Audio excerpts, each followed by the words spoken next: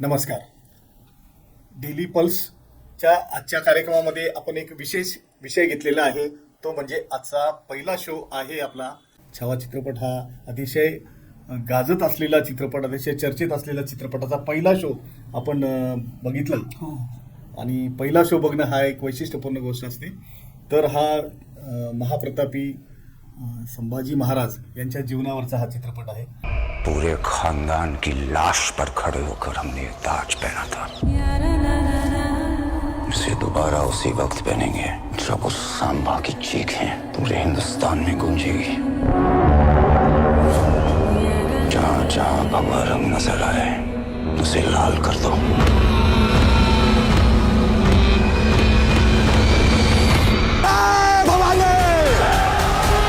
पार्वती पतये हर हर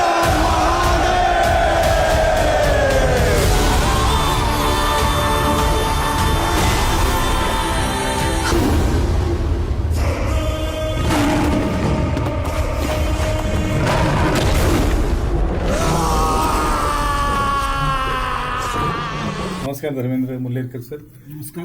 डॉक्टर, तुम्ही हा बहुचर्चित हा चित्रपट छावा आहे जो बघितला.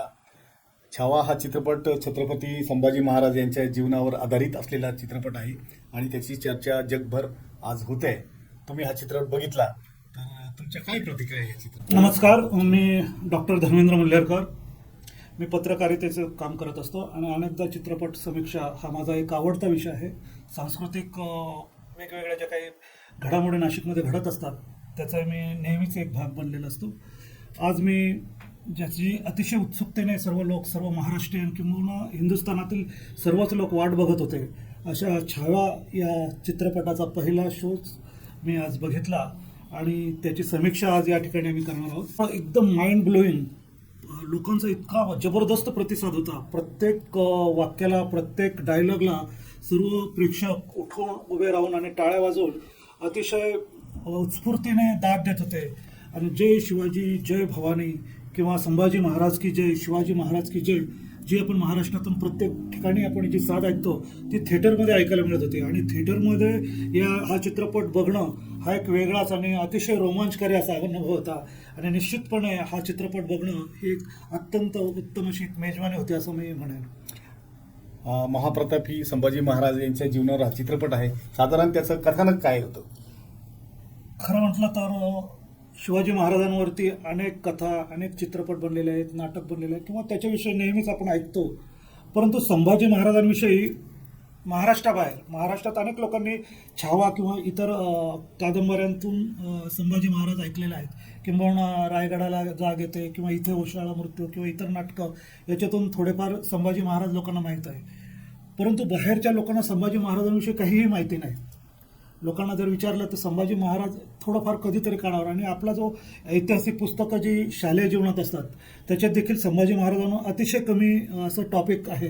त्यामुळे प्रत्यक्ष संभाजी महाराजांचं कार्य आणि किंबहुना त्यांच्याविषयी अनेक प्रवाद आहे. कारण पूर्वीच्या काही लेखकांनी किंवा काही त्यांच्याविषयी अतिशय चुकीचं किंवा थोडं लांछनास्पद जरी म्हणता येईल तर अशा पद्धतीचं लिखाण केलेलं आहे. त्यामुळे खरे संभाजी महाराज काय होते, खरं तर संभाजी महाराज ही केवळ लढायांपुरतंच नाही तर हे अतिशय विद्वान होते. म्हणजे जवळ 13 भाषा त्यांना येत होत्या. म्हणजे पोर्तुगीज, इंग्रजी आणि संस्कृत यासह इतर भाषा देखील त्यांना येत होत्या असं म्हटलं जातं. त्यांनी 4 पुस्तकं देखील लिहिलेली आहेत, म्हणजे 4 ग्रंथ लिहिलेले आहेत आणि अतिशय उत्तम असे ते कवी देखील होते. आणि असा अतिशय उत्तम केवळ लढायच नाही तर असा जो नायक आहे त्याची ही कथा आहे.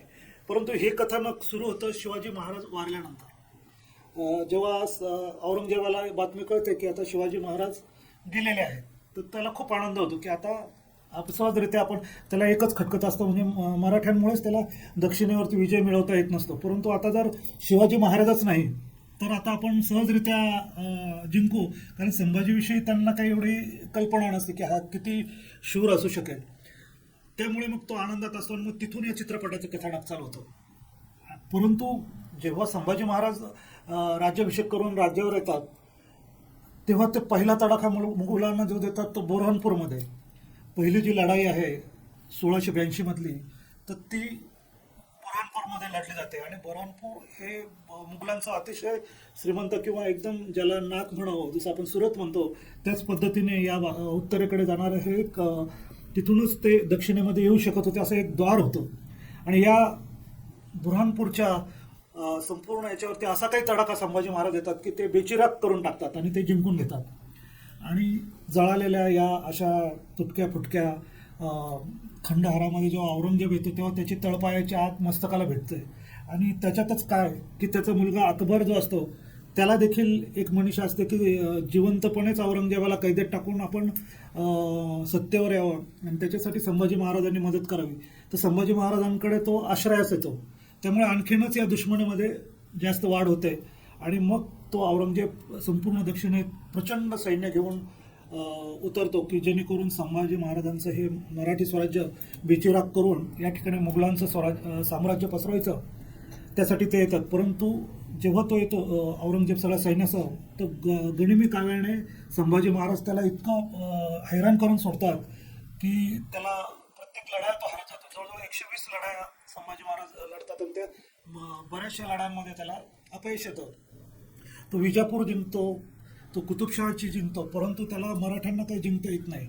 मग त्याच्यामुळे तो वेगळ्या पद्धतीने विचार करतो आणि कशा पद्धतीने संभाजी महाराजांना आपल्या ताब्यात घेता येईल याचा विचार करायला लागतो. तर त्याला त्याच्या हाती स्वकीयच म्हणजे गणोजी शिर्केंसारखे जे ज्यांना आपण गद्दार म्हणतो अशा पद्धतीचे लोक त्या ठिकाणी हिंट देतात की संभाजी महाराज कोणत्या ठिकाणी. आणि त्यावेळेला संभाजी महाराज संगमेश्वरला अतिशय कमी 150-200 लोक घेऊन आलेले असतात. आणि त्यावेळेला हा ते जागा सांगतो प्रत्यक्ष. आणि तेव्हा तो मुकरार खान जवळपास 1.5-2 लाखाची सेना घेऊन त्या ठिकाणी जातो आणि मग संभाजी महाराजांना पकडलं जातं आणि मग हालाल करून त्या ठिकाणी संभाजी महाराजांना मारलं जातं. आणि औरंगजेबाला वाटतं की आता आपण मराठी राज्य जिंकू शकू, परंतु तरीही ते जिंकता येत नाही. परंतु चित्रपट या ठिकाणी संपतो म्हणजे जिथे राजाराम महाराजांना राज्याभिषेक होतो. तर एवढा जो कालखंड आहे 7-8 वर्षाचा म्हणजे संभाजी महाराज राज्याभिषेकावर येतात आणि त्यांचा मृत्यू हालाल करून जो होतो तिथपर्यंत या चित्रपटात दाखवण्यात आलेला आहे. छत्रपती संभाजी महाराज हे स्प्रिंगिंग टायगर असं समजले जात होते. करेक्ट. आणि त्यामुळे त्यांची भूमिका पार पाडणारा हा विकी कौशल हा जो अभिनेता आहे हो. यांनी या भूमिकेला कसा न्याय दिलेला आहे, कसा वाटला तो संभाजी महाराज म्हणून त्यांनी कसंही पात्र उमटवलेलं आहे? जबरदस्त सर. कारण आपल्या जे बॉलिवूड म्हटलं जातं तर त्याच्यामध्ये आपण बघतो की जो नायक असतो म्हणजे आता अमिताभ बच्चनने एखादा रोल केला तर तो आपल्याला त्या चित्रपटात त्या भूमिकेऐवजी तो अमिताभ बच्चन म्हणूनच दिसतो किंवा सलमान खान म्हणून समज. परंतु या चित्रपटामध्ये जर तुम्ही बघितलं तर विकी कौशल आपल्याला कुठे दिसतच नाही. म्हणजे दिसतात ते संभाजी महाराजच. एवढा त्यांनी प्रचंड मेहनत त्याच्यासाठी घेतलेली आहे. तर त्याविषयी सांगताना त्याने एका ठिकाणी म्हटलं मी जवळजवळ 7 ते 8 महिने याच्यासाठी प्रिपरेशनसाठी घेतलं. म्हणजे दाढी वाढवणं, त्यानंतर शरीरिष्ट टिकवणं, कारण त्याचं वजन होतं 85 किलो. तर त्याने ते जवळजवळ 110 ते 115 किलोपर्यंत ते वाढवलं. म्हणजे 25-1 किलो त्याने वजन वाढवलं. आणि ते एक गेन करणं इतकं जबरदस्त मस्क्युलर ती एक अवघड गोष्ट होती. त्याचबरोबर लक्ष्मण उत्तेकर हे जे काही लेखक आहे, आपले लेखक पण म्हणता येईल आणि दिग्दर्शक पण म्हणता येईल, तर त्यांनी त्यांना पहिल्यांदा सांगितलं होतं की मी तुला या भूमिकेसाठी घेईन. तर त्यावेळी त्यांनी विकीने विचारलं की तुम्हाला काय अपेक्षा आहे माझ्याकडून, म्हणजे संभाजी महाराज या भूमिकेसाठी माझ्याकडून काय अपेक्षा आहे. तर त्यांनी सांगितलं की मला शेर हवा आहे, म्हणजे मला वाघ टायगर हवा आहे. आणि जशी त्याची धाड असते म्हणजे तू चालताना देखील मला शेर वाटला पाहिजे, बोलताना शेर वाचला पाहिजे, दहाडताना शेर वाटला पाहिजे आणि ते तू तुझ्या अंगी बाळव. परंतु नुसतं हेच करून चालणार नव्हतं, कारण नुसतं शरीराने हे कमवलं म्हणजे भूमिका येणार नाही. तर ते अतिशय मी मला सांगितल्याप्रमाणे संभाजी महाराजांची विद्वत्ता, त्यांचं कवीपण, त्यांचे जे काही लढायांसाठी जे काही प्लॅनिंग, नियोजन, प्रशासन अशा अनेक पैलू संभाजी महाराजांकडे होते. तर ते संपूर्ण शिवाय करारीपणा हे सगळं दाखवणं गरजेचं होतं. आणि शिवाय ते महाराष्ट्रासाठी देव आहे. म्हणजे त्या ठिकाणी इतर भूमिका करताना थोडं प्लस मायनस झालं तर चालू शकतं, परंतु शिवाजी महाराजांची किंवा संभाजी महाराजांची भूमिका करताना थोडंही इकडे तिकडे झालं तर या ठिकाणी लोक ते सहन करू शकत नाही. लगेच त्याच्या विरुद्ध आपला प्रतिक्रिया उमटायला सुरुवात होते. तर हे सगळं करण्यासाठी त्यांनी सांगितलं की लक्ष्मण उत्तेकरांना सांगितलं की मी जरी महाराष्ट्रात वाढलो असलं तरी मी पंजाबी घरातला आहे. माझं शिक्षण जरी मराठी याच्यात झालेलं असलं, मला मराठी समजत जरी असलं तरी मराठी संस्कृती किंवा त्यावेळेचं संभाजी महाराजांचं काय असेल किंवा छावा याचे, कारण मी संभाजी महाराजांबद्दल थोडंफार पुस्तकात वाचलंय परंतु इतके डिटेलिंगमध्ये मला माहीत नाही. तर त्याने दररोज ते छावा कादंबरी असेल किंवा इतर ऐतिहासिक पुस्तक असतील याच्यातून संभाजी महाराज आणि मराठी कल्चर किंवा त्यावेळची शस्त्रास्त्र, कारण यांनी सांगितलं होतं उतेकरांनी की मी कोणती डुप्लिकेटपणा करणार नाही, मला घोडदळ किंवा घोड्यावरची घोडसवारी ही प्रत्यक्ष तुला करावी लागेल, किंवा जी तलवारबाजी आहे हे सुद्धा तुला प्रत्यक्ष, म्हणजे तिथे तुला डुप्लिकेट किंवा काहीतरी स्टंट करून चालणार नाही, तुला ते प्रत्यक्ष आली पाहिजे. आणि त्यामुळे मला घोडसवारी किंवा घोडेसवारी आपण ज्याला म्हणतो ते, आणि तलवारबाजी शिवाय इतर शस्त्र म्हणजे गदा असेल, कारण या चित्रपटामध्ये असे बारीक बारीक सगळे शस्त्र वापरले, हे याच्यातलं एक महत्त्वाचं आहे. केवळ तलवारबाजी नाही केली, त्याचे दांडपट्टे देखील दोन्ही हातांनी खेळताना दाखवले. ढाल आहेत, तलवार आहेत, भाले आहेत, गदा आहेत, कुऱ्हाड आहे.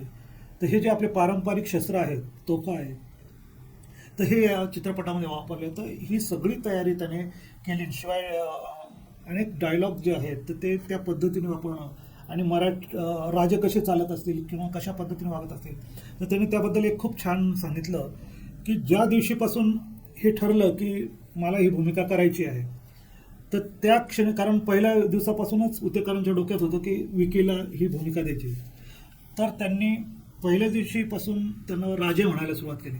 त्या ठिकाणी ही जी आठवण ते विकीने सांगितलं त्यावेळेला मला भालजी पेंढारकरांचं एक कुठेतरी वाचल्यासारखं वाटतं की जेव्हा ते चंद्रकांत किंवा सूर्यकांत यांना शिवाजी महाराज किंवा संभाजी महाराज यांच्या भूमिका द्यायचे, तेव्हा ते त्यांना राजासारखी ट्रीट करायचे, म्हणजे शिवाजी राजांसारखे किंवा संभाजी राजांसारखे. इथे नेमकं उतेकरांनी तोच प्रयोग केलेला मला वाटतो की ते विकीला राजे म्हणा, म्हणजे आजही ते त्याला राजे म्हणतात, तर ते म्हणे की ते मला राजे म्हणायला लागल्यामुळे माझ्यामध्ये एवढा कॉन्फिडन्स आला की ते कशा पद्धतीने वागत असतील, कशा पद्धतीने चालत असतील, तर ते करण्यामध्ये तयारी त्यांना करावी लागली. मग दाढी वाढवणं हे आलं, तर इतर गोष्टी तर फिजिकली त्या केल्या गेल्या. तर अशा पद्धतीने त्याने विकीने ती तयारी केली. ती आपल्याला चित्रपटात पूर्ण दिसते की इतकी मेहनत केलेली दिसते, म्हणजे त्या लढ्यांमध्ये असेल किंवा ज्या वेळेला त्याचे हालहाल करून संभाजी महाराजांना हे केलं जातं, तर ती जी बॉडी आहे तर अक्षरशः तुम्ही म्हणजे एकदम भव्य जे महाराज दिसतात संभाजी महाराज, ते चित्रपटात आपल्याला दिसतात, किंवा त्यांचं चालणं असेल ते एकदम आपल्याला अक्षरशः त्याने शेर जो पाहिजे आहे तो त्या चित्रपटामध्ये उभा केला. आणि अक्षरशः अंगावरती रोमांच येतात ज्या वेळेला तो दहाडतो. ते जे डायलॉग आहेत की फाड़ देंगे मुगल सल्तनत की छाती अगर मराठा साम्राज्य के विरुद्ध सोचने की जरूरत भी की, तो तर हे जेव्हा येतं तेव्हा आपल्या अंगावर अक्षरशः काटे उभे राहतात. अशा पद्धतीची तयारी त्याने या चित्रपटासाठी केलेली. म्हणजे हा महानायक हा अत्यंत यशस्वी ठरलेला आहे असं तुम्हाला नेमकं वाटतं? आपण विकी कौशल विसरूनच जातो. तुम्ही चित्रपट बघाल ना तर तुम्हाला वाटेल की संभाजी महाराजच आपण बघतो. फक्त एक आहे की काही ठिकाणी या ठिकाणी मराठीचा वापर खूपच कमी केलेला दिसतो. तो थोडा जर कुठेतरी असता तर मराठी पण त्यांच्या डायलॉगमध्ये यायला हवेत असं वाटतं. आता ह्या शिवशाहीमध्ये आणि शिवछत्रपतींच्या या सगळ्या इतिहासामध्ये मोठा जो खलनायक आहे तो औरंगजेब आहे. कर्दनकाळ आणि अतिशय क्रूर आणि महाराष्ट्राच्या शत्रू म्हणून त्याला उभं केलेलं आहे. तर या सगळ्या महानाट्यामध्ये तो अक्षय खन्नांनी जी भूमिका केलेली आहे औरंगजेबाची, ती तुम्हाला कशी वाटली? जबरदस्त सर. जो हिंदीमध्ये शब्द बघा, कमीना किंवा क्रूरता, अक्षरशः त्याने डोळ्यामधून आपले दाखवले. म्हणजे अभिनयाचं जे अतिशय जबरदस्त कौशल्य जे म्हणता येईल, तर तुम्ही दुसरा विचारच करू शकत नाही. असं कुठेतरी वाचलं की अनिल कपूरला आधी भूमिका देणार, पण मला असं वाटतं की अक्षय खन्नासारखी ही भूमिका, किंवा औरंगजेब कसा असेल तर तुम्ही म्हणाल की अक्षय खन्नासारखाच जो ज्या पद्धतीने त्याने तो, आणि त्याने जो गेटअप किंवा ज्या पद्धतीचा जो टेम्पो पूर्ण त्या भूमिकेमध्ये ठेवलेला आहे, जबरदस्त. त्याच्या वेळी ते डायलॉग्स, ते अतिशय सुंदर अशा पद्धतीची ती भूमिका त्याने केलेली आहे. आणि जो निगेटिव्हपणा आणलेला आहे, कारण जोपर्यंत आपण म्हणतो की काजळी किंवा रात्र जितकी अंधारी असेल तेवढा चंद्र जास्त चमकतो, तर त्या पार्श्वभूमीवरती आपल्याला ही जी भूमिका आहे विकी कौशलची संभाजी महाराजांची, ती जास्त उठून दिसते. ज्या क्रूरतेने आणि त्याची हातबलता पण त्याने इतकी सुंदरपणे दाखवलेली, कारण अक्षरशः तो पूर्ण फक्त ज्या वेळेला पहिल्यांदा सुरुवात होते तेव्हा एकदा आनंदात असतो की चला शिवा गेलेला आहे आणि आता पूर्ण आपलंच राज्य, आता आपल्याला कोणी अडवू शकत नाही, आता हिंदुस्थान आपण कधी पण पादाक्रांत करू शकतो. परंतु जेव्हा तो पुरणपूर लुटलं जातं आणि जेव्हा ते बेचिराग बघतो आणि मग ज्या लढाया सुरू होतात, प्रत्येक लढाईत त्याच्या हातात होते, प्रत्येक लढाई संभाजी महाराज लढतात, जिंकतात. त्यामुळे ते त्याची सेना रोज कमी होताना दिसते, कधी अर्धी होते, कधी अगदी तो हातघाईला येऊन जातो. अतिशय हात टेकायला येतो, पण जेव्हा संभाजी महाराज पकडतो आणि त्याला त्याच्या समोर आणलं जातं तर तो म्हणतो की कधी याचं दिदार म्हणजे याचं दर्शन होण्यासाठीच मी, कारण शिवाला माझ्या हातून तर सुटून गेला, त्याला मला मारता आलं नाही, परंतु ईश्वराचे तो आभार मानतो की संभाला तरी म्हणजे संभाजी महाराजांना तरी मला त्याचा दिदार करता आला. आणि तो जेव्हा समोर येतो तेव्हा त्याने त्याच्यात जो काही बदल दाखवलेला आहे तो अतिशय सुंदर त्या छटा त्याने निभावलेला आहे. आणि जास्त ॲक्शन नाही काही नाही, अतिशय चेहऱ्यावरती आणि त्याने डोळ्यातून ती आपली भूमिका त्याने साकार केलेली आहे. जबरदस्त औरंगजेब, नीचपणा, क्रौर्य जे काय असेल आणि संपूर्ण भारताचा हिंदुस्थानचा शहनशाह अत्यंत तसंच असं म्हटलं जातं की तो एक प्रकारे फकीर पण होता, म्हणजे टोप्या विणून ते काय जे काही पैसे त्याचे तर फकेरी आणि शहनशाह याचं जबरदस्त बेमालूम मिश्रण अक्षय खन्नाने अक्षरशः सुंदररित्या केलं. आणि मी अक्षय खन्नाचा खरं तर फॅनच आहे, परंतु त्याच्या वाटेला खरं म्हटलं तर खूप कमी भूमिका आल्या, परंतु ज्याही आल्या तर ताल असेल किंवा ज्या काही भूमिका आल्या त्या अतिशय त्याने सुंदरपणे वटवलेल्या आहेत. किंवा या चित्रपटात पण त्याने ते आपलं कौशल्य दाखवलं. तर औरंगजेबाच्या भूमिकेला त्याने जबरदस्त न्याय दिलेला आहे. तर छावा हा चित्रपट आहे, याच्यामध्ये ह्या भूमिका सगळ्या टावर भूमिका आहे आणि हे व्यक्तिमत्व सुद्धा टावर आहेत. ही दाक्षिणात्य अभिनेत्री आहे, खूप लोकांची लाडकी अभिनेत्री आहे, रश्मिका मंदाना. भारताची क्रश. हो. तर तिला किती वाव मिळालेला आहे या चित्रपटामध्ये? चित्रपटात तिची भूमिका काही फार मोठी नाही, परंतु महत्त्वाची भूमिका आहे. कारण येसूबाई खरं म्हटलं तर यांच्या एकूणच इतिहासावरती आपण अन्याय केलेला आहे. मराठ्यांच्या जेवढ्या काही रणरागिणी आहेत त्यांचं इतिहासात फार मोठं स्थान आहे. खरं म्हटलं तर संभाजी महाराजांना ज्या वेळेला हे केलं गेलं, पकडलं गेलं, तर तिथून जवळपास 9 ते 10 महिने येसूबाईंनी लढवलेले आहे. आणि संभाजी महाराजांनी आपल्या पत्नीला सखी राज्ञी अशी जयते अशी एक पदवी दिली होती आणि त्यांना शिक्का दिला होता. म्हणजे ज्या वेळेला संभाजी महाराज युद्धावर जायचे त्यावेळेला आज्ञा देण्याचे किंवा राज्य कारभार करण्याचे अधिकार येसूबाईंना दिले होते. म्हणजे तुम्ही विचार करा की हा किती मोठा राजा असेल की त्या काळामध्ये त्यांनी आपल्या पत्नीला म्हणजे एका स्त्रीला एवढे मोठे अधिकार दिले होते. तर हे 8-9 महिने या येसूबाईने हा गड लढवला होता, रायगड लढवला होता. नंतर मग ज्या वेळेला तिच्या लक्षात आलं की आता आपण हे होऊ शकत नाही तेव्हा ती, आणि शिवाय तिने असा डोक धरला नाही की राजारामासाठी संभाजी महाराजांना अटक करणार होती ते काय, तर संभाजी महाराज आणि आपल्या राजाराम महाराजांना ती राज्याभिषेक करते ज्यावेळेला संभाजी महाराजांना अटक होते. आणि ज्यावेळेला संभाजी महाराजांचा मृत्यू होतो तर 8-9 महिने लढवत असताना तिच्या लक्षात येतं की आता गड लढवणं अवघड आहे. ते एका सुरक्षित वाटेने ती 7-8 लोकांना बाहेर काढते. त्याच्यामध्ये ताराबाई आहेत, आणखी राजाराम महाराज आहे आणि 5-6 जे काही विश्वासू लोक आहेत तर त्यांच्यासह त्यांना जिंजीला सुरक्षितरित्या पाठवते ती. मात्र या चित्रपटात ती खुलून दिसलेली आहे आपली, तिचा मेकअप असेल किंवा तिचं दिसणं असेल तर ते अगदी मराठमोळं किंवा अतिशय ज्याला आपण मार्दव म्हणतो किंवा अतिशय उत्तमरित्या तिने ती भूमिका वठवली आहे. परंतु तिचे जे काही उच्चार आहेत ते दाक्षिणात्य पद्धतीचे आहेत. तर त्या ठिकाणी जर एखादी मराठी हिरोईन घेतली असती असं मला वाटतं, कारण उच्चार आणि त्यामुळे ते थोडंसं आपल्याला खटकतं कुठेतरी, तर ती जास्त त्या भूमिकेला न्याय देऊ शकली असते. एखादी मराठी नटीला जर हा रोल दिला असता तर अभिनेत्रीला, परंतु तरी देखील तिने उत्तम काम केलेलं आहे आणि ती शोभली देखील आहे. महत्त्वाचं म्हणजे शोभणं. तर उत्तेकरांना हा प्रश्न विचारला होता की तुम्ही रश्मिकाला का निवडलं, तर त्यांनी सांगितलं की मला ते डोळ्यातून हवा व्यक्त कर, म्हणजे त्यांनी शब्दाबद्दल बोलले नाही ते, पण डोळ्यातून व्यक्त करणारे ते जे काही भाव आहेत तर ती रश्मिका चांगली करेल असं त्यांना वाटलं. आणि जोडी त्यांना अशी पाहिजे होती की थोडीशी ठेंगणे जे आहे तर ती येसूबाई आणि अतिशय उंच आहे अशी ते एक, कारण ती जेव्हा बघेल डायलॉग करताना तर ती महाराजांकडे उंच तोंड करून बोलेल किंवा डोळे वर करून अशा पद्धतीची, तर तिने अतिशय शांतपणे आणि अतिशय सुंदरपणे ही भूमिका केलेली आहे. तर त्याबद्दल खूप नाही देते, पण चांगल्या पद्धतीने तिने निश्चितपणे निभावलेले आहे. कारण हे 2 टोले जंगा यांच्यासमोर तेवढं नाही म्हणता येणार, पण तरी देखील येसूबाईंचं काम तिने ठीकठाक किंवा उत्तमरित्या ती निभावलेली आहे. छावा कादंबरीवर आधारलेला हा चित्रपट आहे आणि कादंबरी हे वेगळं माध्यम आहे आणि चित्रपट हे वेगळं माध्यम आहे. तर कादंबरीमध्ये काय आहे की खूप मोठा कॅनव्हास त्याच्यामध्ये असतो, परंतु चित्रपट तयार होताना फक्त काही घटकांवर फोकस केलेला असतो. त्यामुळे या चित्रपटाचा आणि इतिहासाचा संबंध आपण जर बघितला तर इतिहासाला न्याय देतो का हा चित्रपट? आता 3 भाग आहेत: चित्रपट, इतिहास आणि कादंबरी. आता त्याच्यापैकी कादंबरी आणि चित्रपट हे काल्पनिकच थोडाफार का होईना, अदरवाईज ते डॉक्युमेंटरी किंवा मग इतिहासच ठरेल तो. आणि इतिहास, आता या तिघांच्या याच्यामध्ये काही बाबींमध्ये प्रॉब्लेम येऊ शकतात, म्हणजे ते चित्रपटामध्ये आणण्यामध्ये, इतिहास जसाच्या तसा किंवा कादंबरी जशीच्या तशी. आता छावा जर म्हटलं तर आपल्या महाराष्ट्रातील जे साधारणपणे 40च्या वरचे लोक असतील त्याच्यात मला वाटतं घरोघरी ही कादंबरी, ज्या काही 4-5 पुस्तकं महाराष्ट्रात वाचली जातात म्हणजे फिक्शन या दृष्टीने, त्याच्यात श्रीमान योगी असेल, राधाशिव छत्रपती असेल, किंवा स्वामी असेल, किंवा छावा किंवा मृत्युंजय, हे 5-6 तोंडी येतात की हे या कादंबऱ्या किंवा हे ग्रंथ आम्ही वाचलेले किंवा या कादंबऱ्या या निश्चित वाचलेल्या बऱ्याचशा लोकांनी. आता छावा म्हणाल तर मी खूप पूर्वी म्हणजे शालेय जीवनात असताना ही कादंबरी वाचलेली आहे. तो शिवाजी सावंतांनी ही अतिशय उत्कृष्टपणे रंगवलेली आहे कादंबरी. आणि कादंबरीमध्ये लेखक त्याचं पद्धतीने ते रंगवू शकतो.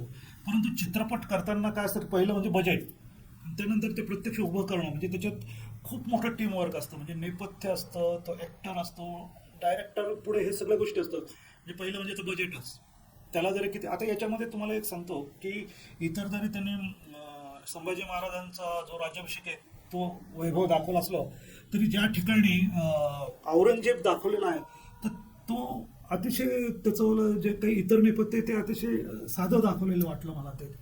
म्हणजे काही ठिकाणी तर तो गरीब असं इथपर्यंत वाटला, इथपर्यंत. कारण शहेनशाह म्हटल्यानंतर जरी त्याचं तंबूतलं राहणं असेल तर ते तेवढं वैभवशाली दाखवलेलं नाही तर खरं म्हटलं तर त्याची जे ज्या पद्धतीने तो महाराष्ट्रात इतकं सैन्य आणि एवढं संपत्ती घेऊन आलेलं दाखवलेलं आहे तर तेवढं ते दाखवलेलं नाही. परंतु तुम्ही कादंबरीमध्ये ते कसं लेखक आपल्या कल्पनेने वाटेल ते वैभव लिहू शकतो, वाटेल त्या पद्धतीने ते करू शकतो.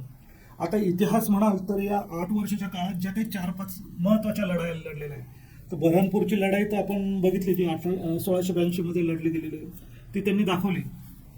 परंतु नाशिकची जी लढाई दाखवली ती त्यांनी पाण्याच्या जवळपास दाखवली. परंतु तर मी ज्या वेळेला रामशेज किल्ल्यावरती गेलो होतो त्या ठिकाणी संभाजी महाराजांचं दाखवलेलं कधी 400 मावळ्यांचं त्या ठिकाणी, तर ती किल्ला तर त्यांनी दाखवलाच नाही, फक्त माझे डोंगर दाखवले त्यांनी. परंतु ते माझी अपेक्षा होती की त्या पद्धतीने थोडं दाखवता आलं असतं त्यांना.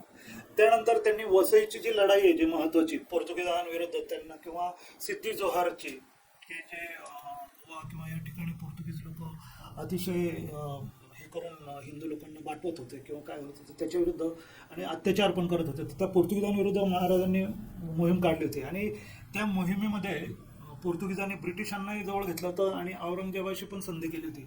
त्या सगळ्यांना देखील महाराजांनी हरवलेलं आहे. तर अतिशय महत्त्वाची ही युद्ध पण त्यांनी त्या ठिकाणी दाखवलेली नाही. तशा ऐतिहासिक काही गोष्टी ज्या आहेत. आता शेवटचा जो अत्याचाराचा जो भाग आहे तर तो छावा कादंबरीमध्ये जेवढा रंगवलेला आहे तर त्याच्यात यांनी कमी, कारण मला वाटतं कदाचित लोकांना तो रिस्पेक्ट म्हणून असेल महाराजांचा किंवा लोकांना ते वाटू नये. परंतु ज्या पद्धतीने कादंबरी आपल्याला रडवते त्या शेवटच्या भागात, याच्यातही आपल्याला बघायला ते त्रास होतो.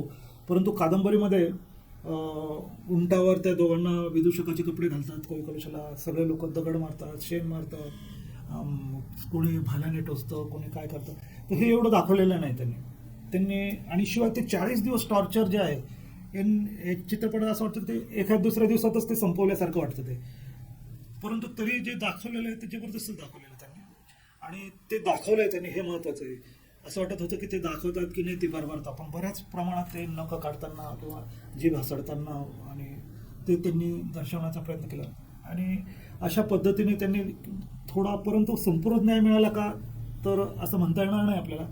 कारण मी मगा सांगितल्याप्रमाणे ज्या पद्धतीने मराठमोळा त्या ठिकाणी किंवा कवड्यांचे माळ वगैरे जे आहे धड्यात त्यांचे दाखवलेले आहे, परंतु आपल्या कादंबरीमध्ये ज्या पद्धतीने जे काही रंगवलेलं आहे तर त्याच्यात थोडंसं कमी वाटतं मला चित्रपट काढताना. पण तो जेवढं शक्य असेल किंवा ज्या बजेटमध्ये, कारण तसं याचं बजेट बघितलं तर 110 कोटीमध्येच, आणि त्याच्यातही 15 ते 20 कोटी या हिरोईन वगैरेच त्यांना, किंवा आणि असं 40-50 कोटी फीस जवळपास गेलेली असेल. त्यामुळे नेपथ्य किंवा याच्यावरती थोडासा अजून जर भर देता आला असता तर जास्तीत जास्त आणखीन तो उठला असता. परंतु तरी देखील मॅक्झिमम न्याय देण्याचा प्रयत्न लक्ष्मण मोतेकर यांनी केलेला दिसतो.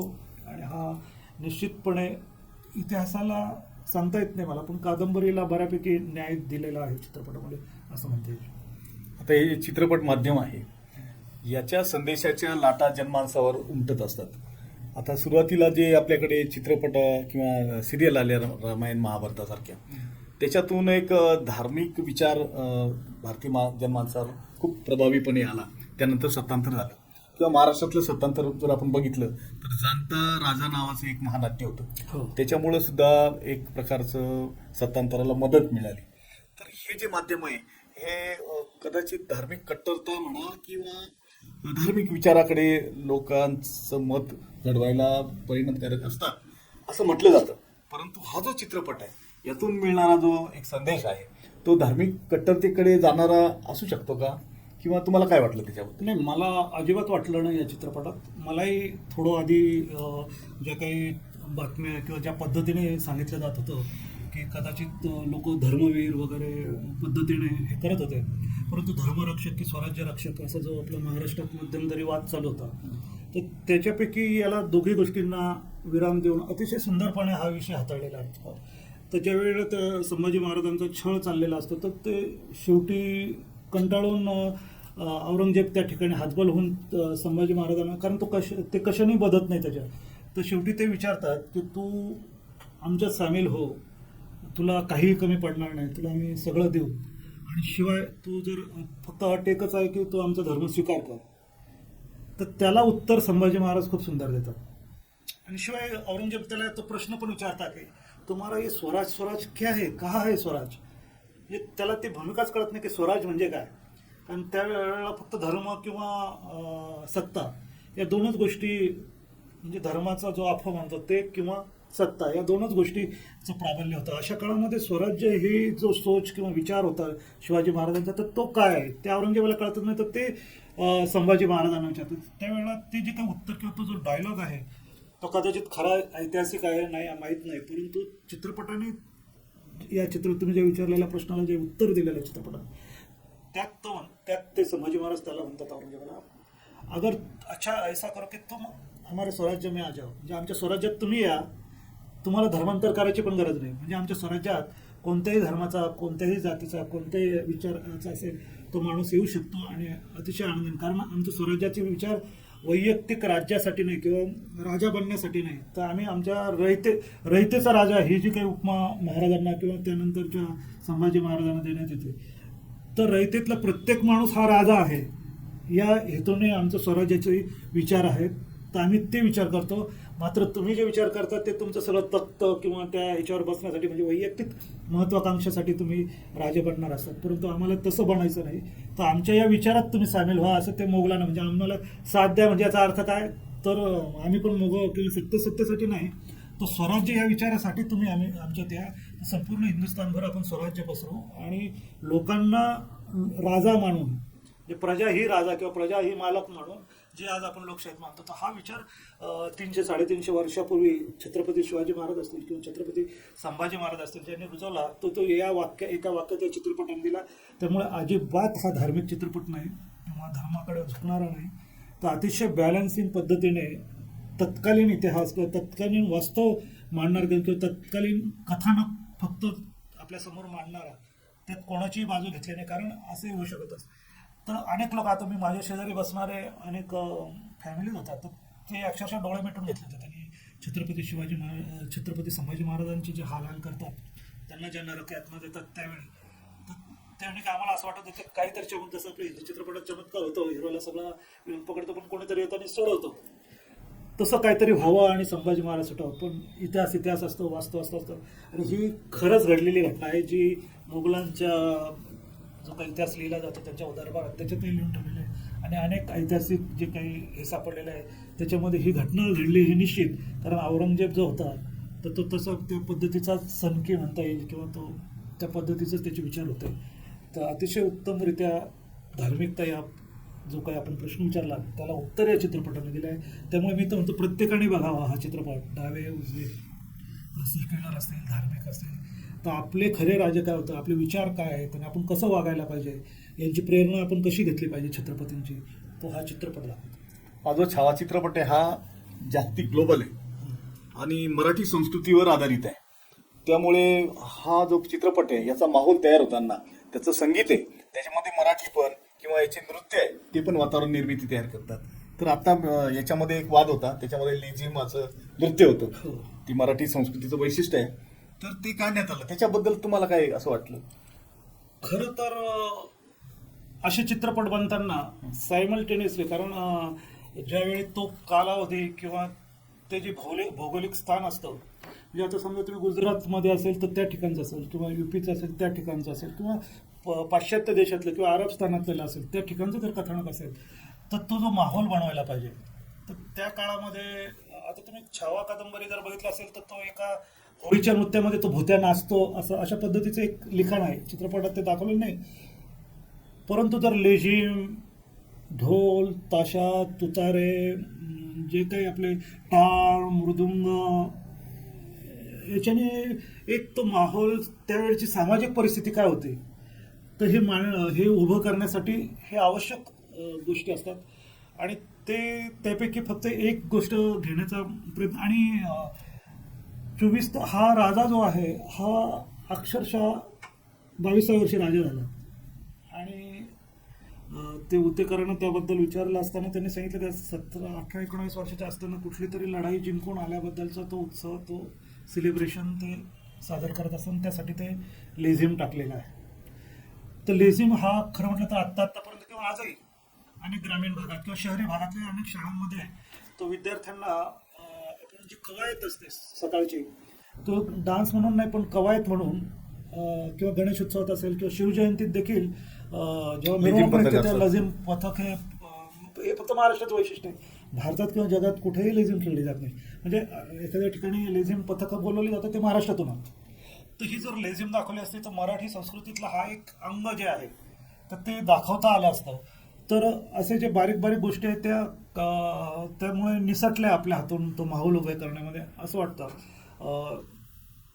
तर हा एक मला त्या ठिकाणी वाटलं की हे लेझिम वगळलं नसतं आणि एक 18-19 वर्षाचा युवराज लेझिम खेळतच नाही असं काही आवश्यक. आणि त्याच्यामुळे त्या उंचीला काही बाधा पोहोचली असती त्यांच्या विरुद्ध. कारण कविता, त्यानंतर अशा कल्चरल याच्यामध्ये जो राजा भाग घेतो तर तो एखादं कवायती समूह याच्यामध्ये त्याला नृत्य पण नाही म्हणतात. लेझिम हा एक कवायतीचाच भाग आहे असं मी मानतो. परंतु तरी ठीक आहे की त्या ठिकाणी चित्रपट पूर्ण स्टेकला लावण्यापेक्षा लोकांनी विरोध केल्यानंतर तो एक छोटासा एक काही सेकंदाचा भाग होता तो काढला. परंतु राजांजवळ नाही, परंतु इतर लोक लेझिम खेळताना जर दाखवले असते किंवा भुत्या नाचताना दाखवला असता, अंबाबाईचा जो हे आरत्या, काकड हे जर आणखीन दाखवलं असतं चित्रपटात तर तो माहोल खूप सुंदर उभा राहिला असता. लावण्या, पोवाडे हे घ्यायला पाहिजे होते, परंतु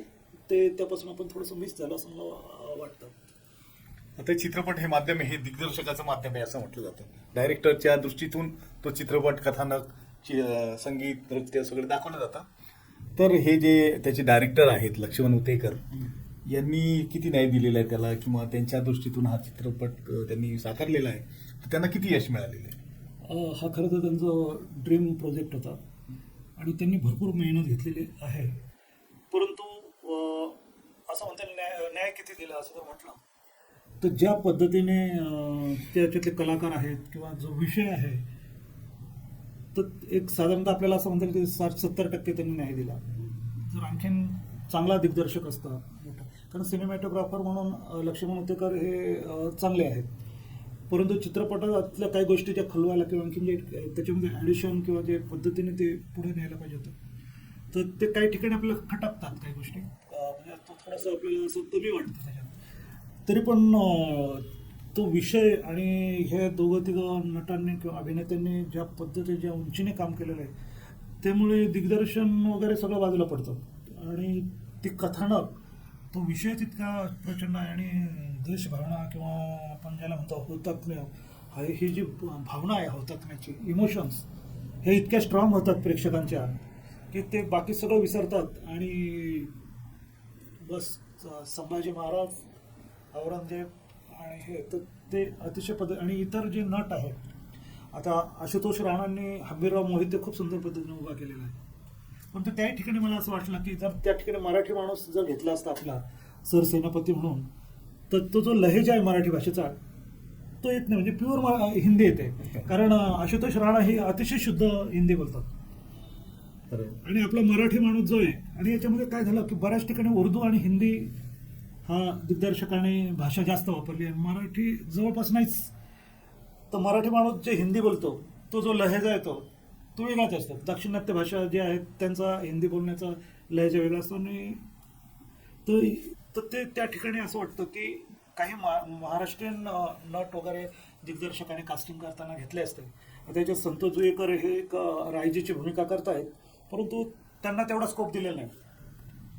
सगळ्यात सुंदर भूमिका मला ती विनीत कुमार जे आहेत कवी कलेशाची, त्याने खूप सुंदर केलेली आहे. आणि शेवटी तो अक्षरशः डोळ्यात पाणी आणतो जेव्हा संभाजी महाराजांबरोबर तो स्वतः देखील त्यांची ती जुगलबंदी दाखली काव्यात्मक, तर लोकांच्या अक्षरशः डोळ्यात पाणी येतं. तर काही खूप सुंदर पद्धतीने त्यांनी प्रसंग घेतलेले आहेत. लक्ष्मण जुएकरांना जरी काही ठिकाणी आपल्याला कमतरता आलेली तरी परंतु त्यांनी हा विषय निवडणं, लोकांसमोर मांडणं आणि तो सक्सेसफुली हे करणं, याच्यासाठी त्यांना निश्चितपणे 5 पैकी 4 स्टार द्यायला हरकत नाही. काही चुका आहेत त्यांच्या. आता काही ठिकाणी लढायांच्या ठिकाणी आपल्याला थोडंफार आपल्याला नकली वाटतं, काही ठिकाणी ते हे वाटतं, परंतु तरी देखील आपण त्यांना या ठिकाणी 4 स्टार देऊया. ही जी सांस्कृतिक अस्मिता आहे त्याची ही लढाई आहे आणि ही जागतिक स्तरावर पोहोचवण्याचं काम या सगळ्या टीमनी केलेलं आहे. तर हा जी संगीताची बाजू जी A.R. रहमान साहेबांनी केलेली, फार उच्च दर्जाचं जागतिक स्वरूपाचं संगीत त्यांनी दिलेलं आहे. परंतु त्याच्यामध्ये एक सांस्कृतिक अस्तित्व किंवा स्थानिकता जी आहे, त्याचं कल्चर त्याच्यामध्ये ते येण्यासाठी एखादा अतुल सारखा एखादा चांगला संगीतकार ज्यांनी मराठी पण त्याच्यामध्ये आणलं असतं असं वाटून जातं कधी कधी. तुमचा काय अनुभव आहे? नाही, खरं म्हटलं तर मी A.R. रहमानचा फॅन आहे आणि ग्रॅमी अवॉर्डपासून त्यांना अनेक अवॉर्ड्स मिळालेले आहेत. ऑस्करसारखं ते जय होला हे मिळालं होतं. परंतु हा चित्रपट एक वेगळ्या घटनेचा चित्रपट आहे, ऐतिहासिक चित्रपट आहे. तर A.R. रहमान आपल्या एक वेगळ्या पद्धतीने विचार केलेले व्यक्ती आहे आणि या ठिकाणी चित्रपटाला जी आवश्यकता होती ती वेगळी होती. चित्रपटाचा परिणामकारक आहे, परंतु चित्रपट कथानकाला काय आवश्यक आहे. आता याच्यातली गाणी जर तुम्ही बघितली तर ती तुमच्या लक्षात पण राहणार नाही. तो एक तुफान आया वगैरे एक चांगलं वाटतं, परंतु तरी देखील त्याच्यामध्ये आणि ते दुसरं जे गाणं आहे तर ते आपल्या लक्षात पण राहत नाही. तर त्या ठिकाणी जो मराठी टच द्यायला पाहिजे होता किंवा ज्याचे वापर ज्या मराठी वाद्यांचे त्या ठिकाणी करायला पाहिजे होते, ढोल ताश असेल, तुतारी असेल, त्यानंतर अनेक मराठी वाद्य आहे तर ते, किंवा पोवाडा किंवा हे जे लोकल ठिकाण, किंवा आता युद्ध करताना ते जे काही वाजवतात ते आपल्याला असं वाटतं की आपण एखाद्या साऊथच्या फायटिंगचे जे चित्रपटाला जे म्युझिक देतात, जसं पुष्पा बिष्पा असते त्या पद्धतीचं म्युझिक पार्श्वभूमीत दिसतं. त्या ठिकाणी आपल्याला कसं पाहिजे होतं की तुतारा किंवा रणशिंग वाजतंय किंवा ढाल किंवा यांचे जे काही हे आवश्यक आपल्याला त्या ठिकाणी वाटतं. तर तो माहोल उभे करण्यामध्ये, म्हणजे मराठी माहोल उभे करण्यामध्ये चित्रपट परिणाम करत आहे संगीत, परंतु चित्रपटाला कथानकाला जे आवश्यक होतं ते वाटत नाही. त्याची कुठेतरी कमतरता वाटते. म्हणजे A.R. रहमान सारखं केवळ ते नाम फलक घेण्यासाठी किंवा चित्रपट काहीतरी खूप हाय लेवलचा किंवा उच्च दर्जाचा दर्शवण्यासाठी केवळ A.R. रहमान हे नाव आपलं टायटलवर असावं. ज्या पद्धतीने विकी कौशल 1-2 आपल्या मुलाखतीत पण म्हणाला की मला खूप ड्रीम होतं की माझ्या चित्रपटाला A.R. रहमान यांचं टायटल यावं. तर त्यासाठी तर A.R. रहमानांना घेतलं नाही असं वाटतं. कारण त्या कथानकाला जर न्याय देतं तर तुम्ही म्हणता तसं अतुल असेल किंवा दुसरे मराठी किंवा इतरही हिंदी चित्रपटातले पण काही काही. आता लीला भन्साळींनी त्यांचा जो चित्रपट होता बाजीराव मस्तानीला, त्यांनी स्वतः म्युझिक दिलं, परंतु ते महाराष्ट्रीयन वाटतं. पिंगा गबाई पिंगा किंवा हे जे काही मराठी, जरी त्याबद्दल काही वाद असले तरी परंतु ते मराठी माहोल उभ्या करतात. गणपतीची आरती असेल त्या चित्रपटातली जे त्या ठिकाणी लढाई होताना ते मध्ये टाकतात. तर अशा पद्धतीचं A.R. रहमानांनी कथा वाचलेलीच दिसत नाही. मला सुद्धा फक्त त्यांनी समोरचित्र घेऊन पार्श्व संगीत दिले असं वाटतं. परंतु त्यांचं म्युझिक अर्थातच उच्च लेवलचं आहे आणि निश्चित परिणामकारक पण आहे, परंतु ते कथानकाला फारसं साजेसं आहे हे आपल्या महाराष्ट्रीयन दृष्टीने बघितलं तर. परंतु जर आउट ऑफ लोकांना ज्यांना माहीत नाही महाराष्ट्रीयन आपलं कल्चर किंवा काय, तर त्याच्या दृष्टीने ते तसं काही वाटणार नाही.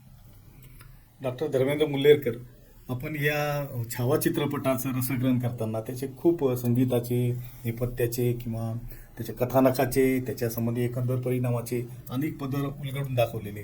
खरं तर मी जेव्हा शोले चित्रपट बघितला तर तो मला दुसऱ्या वेळेस बघताना वेगळा वाटला आणि एका वन्न वेळ बघताना तो मला वेगळा वाटला. तर पुन्हा एकदा छावा बघावा इतका माहोल तुम्ही या मुलाखतीमधून त्याचे पदर उलगडून दाखवलेले. तर हा चित्रपट आहे, हा मराठी अस्मिता आणि मराठी चित्रपट, मराठी संस्कृती आणि मराठी कलेचा विस्तार करणारा आहे असं तुम्ही सांगितलं. आणि याच्यामध्ये हा जो एकंदर परिणाम आहे याच्याबद्दल तुम्हाला अजून काही सांगावंसं वाटतं? तर याच्यामध्ये जरी मी म्हटलं की मराठी म्हणजे काही ठिकाणी कमतरता आहे, परंतु याच्यात डिटेलिंग काय काय गोष्टी खूप सुंदर केलेल्या आहे. आता उदाहरण द्यायचं झालं तर त्यांचा जो राज्याभिषेक आहे तर त्यांच्या आजूबाजूला जे भाले घेऊन उभे लोक आहेत तर त्याच्यावरती जे चिन्ह आहे तर ते चिन्ह जेव्हा मी बघितली तर त्याच्याबद्दल मी वाचलेलं होतं. ते एक माशाचं चित्र आहे, मासा असा दाखवलेला आहे टांगलेला त्या भाल्याला. तर म्हणजे आम्ही आरमारामध्ये पण म्हणजे शिवाजी महाराजांचं जे वर्णन राज्याभिषेकाचे इंग्रज जो येऊन गेलेला होता वकील त्याने जे केलेलं आहे तर त्याच्या हुबेहूब यांनी ते डिटेलिंग केलेलं मला वाटलं. त्यानंतर असे छोटे छोटे जे हॉर्सचं जे शेपूट ते भाल्याला टांगलेलं दाखवलं. छोटे छोटे डिटेलिंग खूप सुंदर केलेले आहेत. मग म्हटल्याप्रमाणे हत्यारं देखील त्यांनी बरेच वापरलेले आहेत. तर हा असा माहोल आणि विशेष म्हणजे कथानक की काय महाराज होते किंवा काय आपली कथा होती किंवा कशा पद्धतीने मोगलां किंवा आपल्या परकीय लोकांच्या विरुद्ध कशा पद्धतीने लढले. तर ही भावना पसरवण्यामध्ये आणि निश्चितपणे लोकांमध्ये एक राष्ट्रप्रेम निर्माण करण्यामध्ये हा चित्रपट परिणामकारक ठरेल. तर मला असं वाटतं विशेषतः शालेय विद्यार्थ्यांना ह्याचे, कारण बरेचदा हिस्ट्रीच्या पुस्तकामध्ये केवळ एखाद्या पॅऱ्यामध्ये किंवा एखाद्या पानामध्ये संभाजी महाराजांचा इतिहास संपवलेला असतो.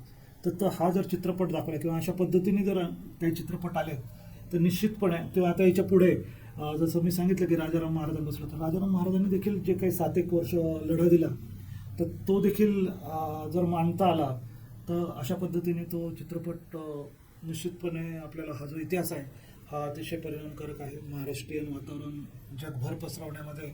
आणि आपलं देखील एक छाती आपण महाराष्ट्रीयन म्हणून, कारण आता मी अनेक ठिकाणी ऐकलं की संभाजी महाराजांबद्दल महाराष्ट्रातच माहीत नाही बऱ्याच लोकांना, अगदी जुजबी माहिती आहे की, आणि त्यात आपल्याच लोकांनी काहीतरी पूर्वीच्या नाटका किंवा काय असं लिहून ठेवलं की बैलवेडे किंवा व्यसनाधीन अशा पद्धतीने त्यांचं जे चरित्र रंगवलं.